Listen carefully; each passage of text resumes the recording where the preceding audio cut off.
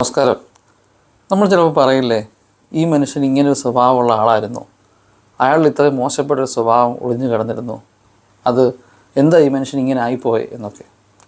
ശരിക്കും പറഞ്ഞാൽ ഒരു സാഹചര്യത്തിലൊന്നും ഇവരിലെ മോശം സ്വഭാവം പുറത്തു വരുന്നതല്ല, അവരങ്ങനെ ഡെവലപ്പായി വരുന്നതല്ല. അത്തരം ആൾക്കാർ ജന്മന മോശം സ്വഭാവമുള്ള ആൾക്കാർ തന്നെയാണ്.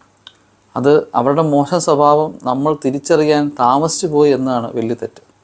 അതായത് നമ്മുടെ മിസ്റ്റേക്ക്. ഞാൻ പറഞ്ഞതെന്ന് വെച്ച് കഴിഞ്ഞാൽ, കഴിഞ്ഞ ഒരു ദിവസം ഒരു വ്യക്തി എനിക്ക് കുറച്ച് മെസ്സേജ് അയച്ചു. അദ്ദേഹം പറഞ്ഞതെന്ന് വെച്ച് കഴിഞ്ഞാൽ, അദ്ദേഹം ബാംഗ്ലൂർ ജോലിയായിരുന്നു.